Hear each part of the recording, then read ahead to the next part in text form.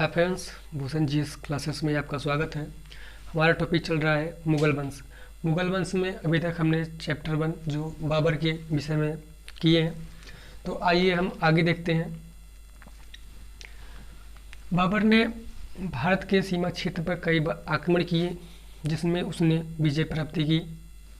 अब वह भारत के अंदर जो दिल्ली में युद्ध करता है, तो वो पानीपत के युद्ध से हम जानते हैं।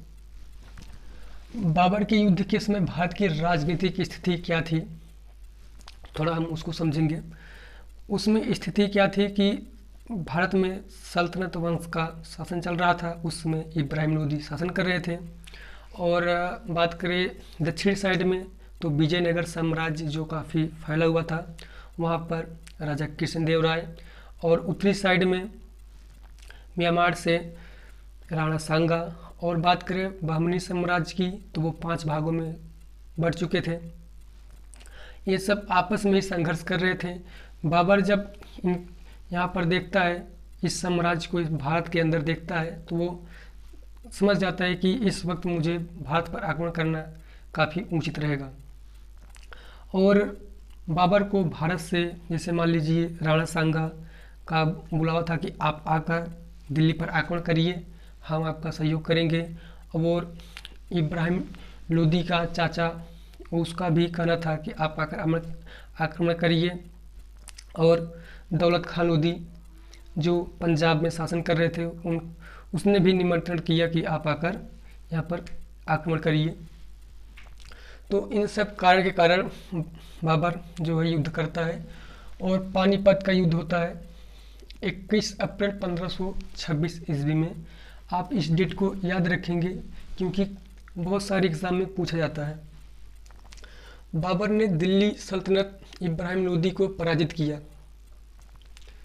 बाबर जो है युद्ध करता है इब्राहिम लोदी से, और इस युद्ध में इब्राहिम लोदी की हार हो जाती है। प्रथम बार तोप खाने का प्रयोग किया। कई बार एग्जाम में पूछा जाता है कि तोप खानों का प्रयोग, यानी तोपों का प्रयोग भारत में पहली बार किसने किया था, तो वो बाबर था। तुलगामा युद्ध नीति। तुलगामा युद्ध नीति जो ये बाबर अपनाया था, वो इसने सीखा था उज़्बेकों से। ये एक नीति थी, इसने उज़्बेकों से सीखा था। इसे हम तुलगामा युद्ध नीति कहते हैं। तोप सजाने में उस्मानी विधि का प्रयोग। बाबर तोप को इस तरह से सजवाया करता था, जैसे मान लीजिए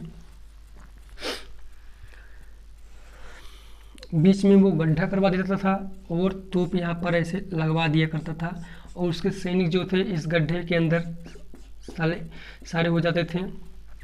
और जो सामने का विरोधी का जो सेना होते थे, वो तो मान लीजिए सामने से युद्ध करेंगे, और ये इधर से आक्रमण करता था तो सीधा इनके ऊपर, लेकिन ये तो लोग अंदर छुपे हुए थे, तो वो इस तरह से जो उस्मानी विधि का प्रयोग किया करता था। तोप का संचालन उस्ताद अली कुली, जो उसमें तोपों का संचालन कर रहे थे, उनका नाम उस्ताद अली कुली था। बंदूकधारियों का नेतृत्व जो कर रहे थे, वो उस्ताद मुस्तफ़ा। इनके नेतृत्व से, इन लोगों के नेतृत्व से कहा जाता है कि इब्राहिम लोदी का करीब 1 लाख सेना और बाबर का 20,000 सेना। करीब युद्ध शुरू हुआ सुबह के समय और दोपहर तक युद्ध खत्म हो जाता है। इस युद्ध में इब्राहिम लोदी मारा जाता है, सेना भागने लगती है और बाबर विजयी हो जाता है। बाबर ने 1526 में अपने आप को बादशाह घोषित कर दिया। इस युद्ध को जीतने के बाद उसने अपने आप को बादशाह घोषित किया। युद्ध के पश्चात बाबर की उदारता के कारण लोगों ने उसे कलंदर की उपाधि दी।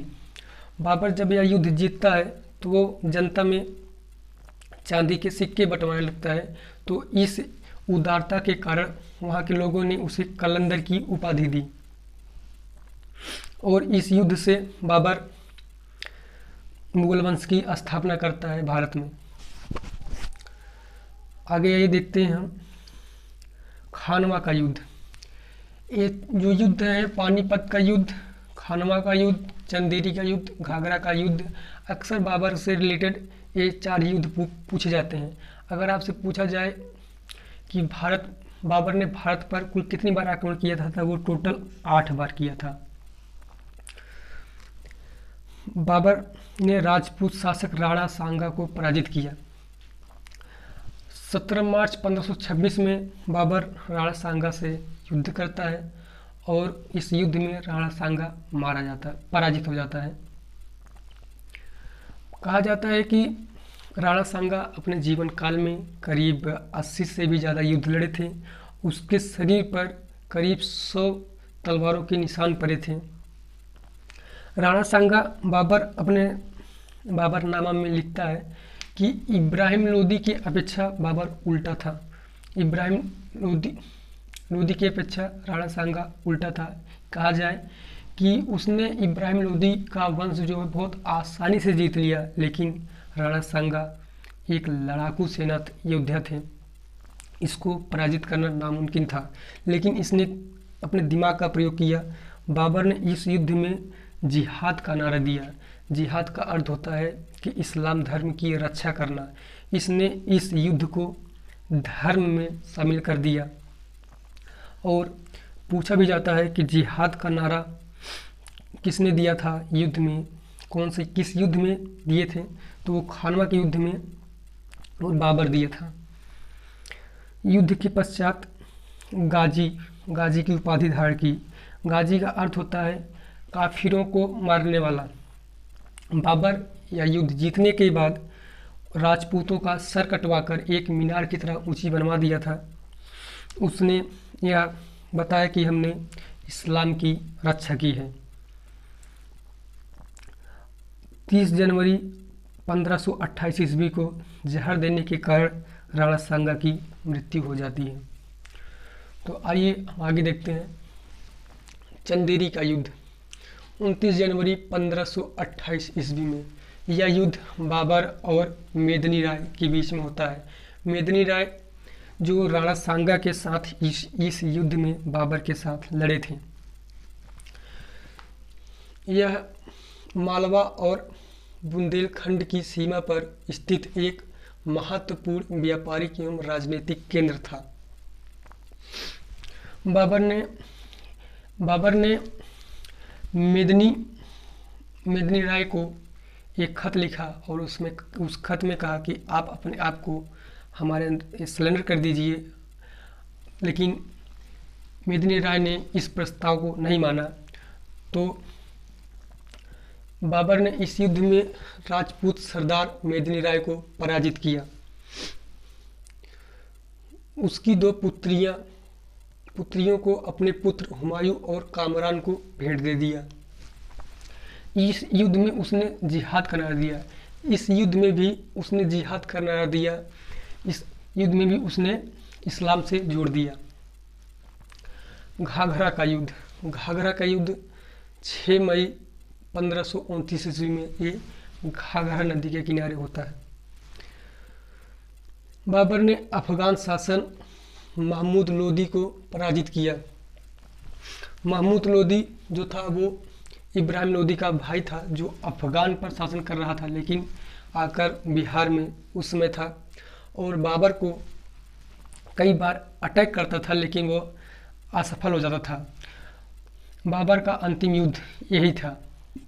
इस युद्ध में जब बाबर इससे युद्ध करता है महमूद लोदी से, तो वो भागकर बंगाल चला जाता है। करीब 48 वर्ष की आयु में 6 दिसंबर 1530 ईस्वी को बाबर की मृत्यु हो जाती है।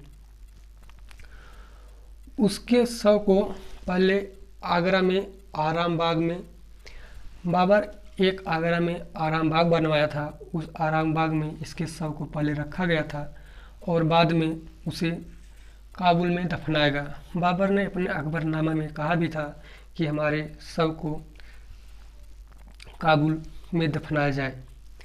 बाबर द्वारा लिखित 2 पुस्तकें, तुजूफ ए बाबरी जिसे हम बाबरनामा से भी जानते हैं, रियाल ए उसज जिसे हम खत ए बाबरी के नाम से भी जानते हैं। मुबाय्यान नामक पद्य शैली की शुरुआत जो किया था बाबर ने लेखन शैली की शुरुआत की। शाहरुख नामक सिक्का, कई बार पूछा जाता है कि शाहरुख नामक सिक्का किसने चलवाया था, तो वे चांदी का सिक्का था जो बाबर चलवाया था। बाबरी मस्जिद काफ़ी चर्चित में रहता है, जो उसके सेना नायक मीर बाकी द्वारा मंदिर तुड़वाकर बनवाया गया था। काफ़ी इससे क्वेश्चन बनता है कि बाबरनामा जो भी हाल ही में चल रहा था मैटर बाबरी मस्जिद को लेकर, तो उसका एक सेना नायक था मीर बाकी जो मंदिरों को तुड़वाकर मस्जिद बनवाया था। तो